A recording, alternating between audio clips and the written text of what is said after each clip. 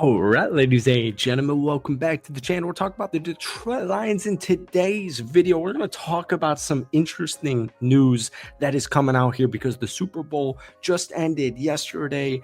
Just prefacing this video here, this is my last night here live in Mexico, but I wanted to talk some Detroit Lions content because why not? I don't know. I love making Detroit Lions videos. I love making NFL videos.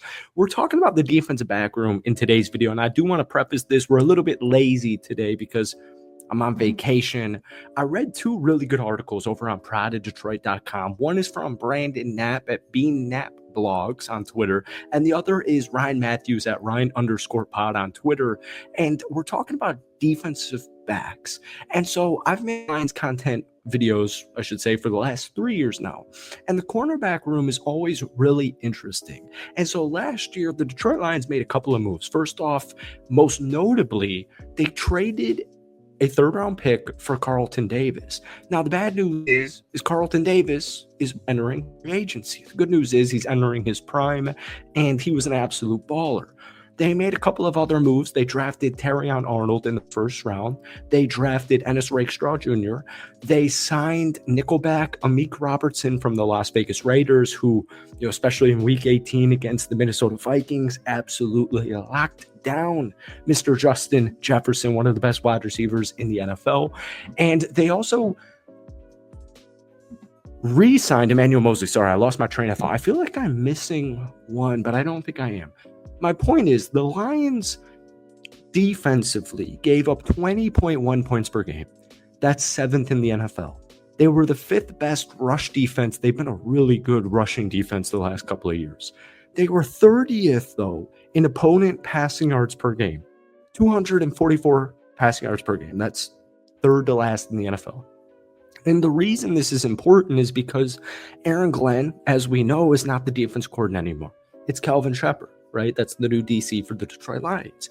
And so I don't think anything crazy is going to come. I don't think any honestly, I have some bolder takes on the cornerback position in general. You really need one lockdown cornerback number one. And last year, the Lions had it. And obviously, Brian Branch has been phenomenal. He's great in the nickel. He can line up at safety. I mean, Brian Branch is just an ascending star stud, and he just finished a great sophomore campaign. But the reason this is really interesting to me this year as opposed to the last couple of years is for two reasons. Aaron Glenn's no longer the defensive coordinator, so the scheme's going to more than likely change, right? It's Kelvin Shepard. It's probably not going to change too much, but as we know, one thing Aaron Glenn really loved and adored was man-to-man coverage. Like at a historic rate, like at the top of the NFL rate, Aaron Glenn trusted his defensive backs and they ran man-to-man.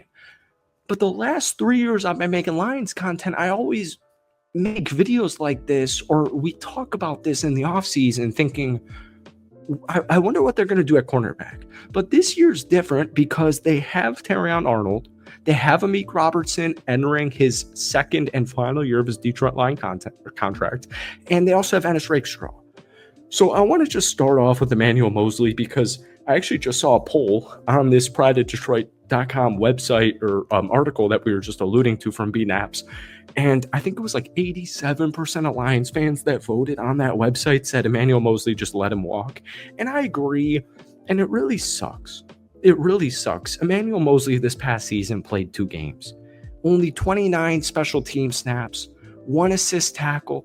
He had a PFF special teams grade of 55.4. He's fighting for the starting nickel role.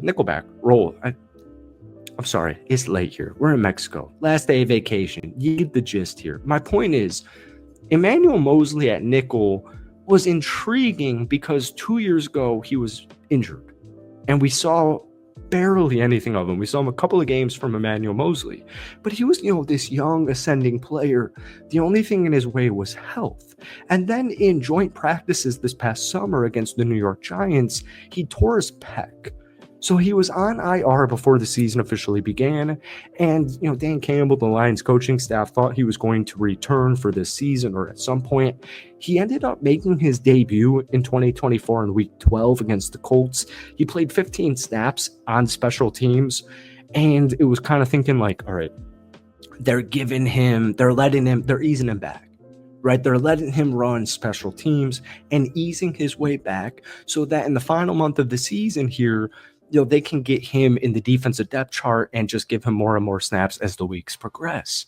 That's just not what happened.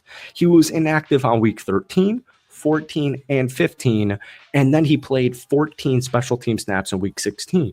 And then in the final 3 games of the season, he was active for 2, but he never touched the field. He also had an illness, so he was on the non-football illness list. He missed the regular season finale and the postseason. Emmanuel Mosley technically is going to be cheap to re-sign, but if he's a special teams guy, they're not bringing him back.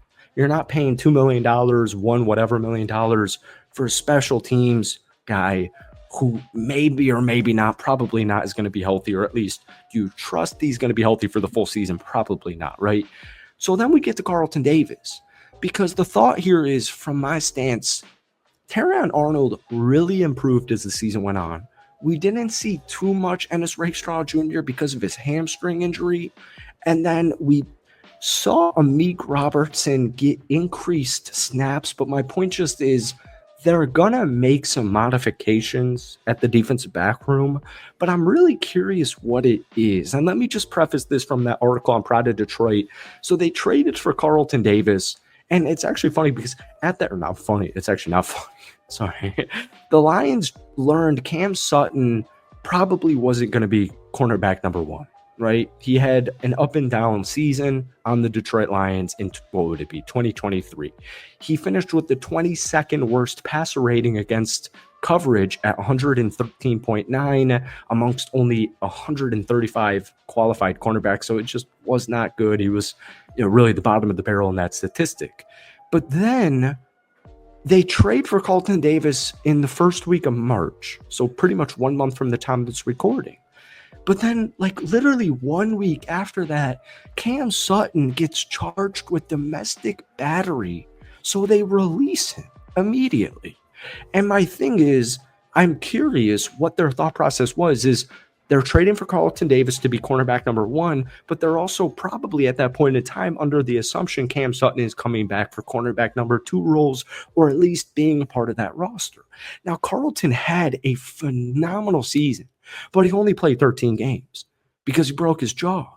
He suffered a fractured jaw in week 15 against the Buffalo Bills, and his season was over. But he truly was a top 20 to 30 cornerback in the National Football League. But here's the thing. He's not played more than 13 snaps in a season since 2020. So he's entering unrestricted free agency. He's 28 years old, but he has not played more than 13 games in a season since 2020. And once again, the Lions cornerback room finished at the bottom half, really bottom half, in opponent passing yards per game. So I'm just curious. I wanted to talk Lions, and I wanted to hear what you guys have to say about the Lions cornerback room. Let me know down below. Stay tuned. Hit that like button, hit that sub button. We'll see you soon. Peace.